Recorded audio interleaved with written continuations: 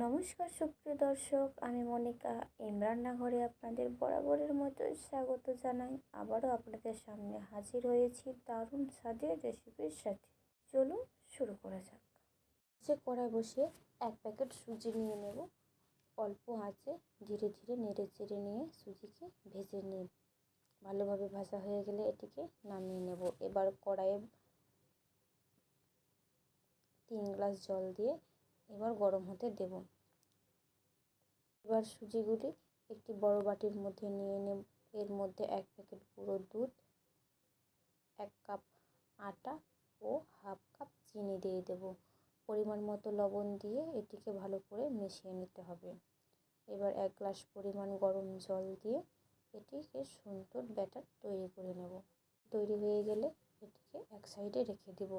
এবার একটি মিডিয়াম সাইজের থালা নেব। থালার মধ্যে ভালো করে তেল ব্রাশ করে নিতে হবে। এবার সুজির ব্যাটারটি এর মধ্যে দিয়ে দেব। এবার কড়াইয়ে একটি স্ট্যান্ড বসিয়ে নেব। স্ট্যান্ডের ওপর এবার এই সুজির থালাটি বসিয়ে নেব। এবার ঢাকনা দিয়ে ঢেকে নেব। এবার বড় কড়াইটিও ঢাকনা দিয়ে ঢেকে নিতে হবে, যাতে বাষ্পগুলি বার হতে না পারে। সেজন্য আটা মেখে নিয়ে চারদিকে প্রলেপ লাগিয়ে নেব। এবার মিনিট 20 ছেড়ে দেব রান্না হওয়ার জন্য।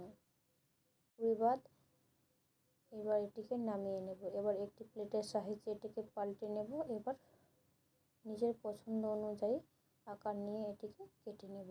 এটি রান্না হয়ে গেছে। এটিকে এরকম অবস্থাতেও খাওয়া যাবে। এবার কড়াইয়ে তেল দিয়ে করে নেব।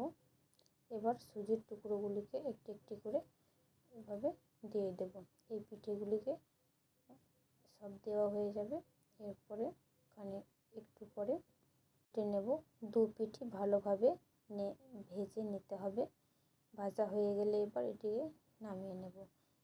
একইভাবে বাকি টুকরোগুলিকেও ভেজে নিতে হবে। টুকরোগুলি নামিয়ে নেওয়ার পরে বাকি টুকরোগুলি দিয়ে দেব। একটি পিঠ ভাজা হয়ে গেলে আর একটি পিঠ পাল্টে নেব। দুটো পিঠই ভালোভাবে ভেজে নিতে হবে।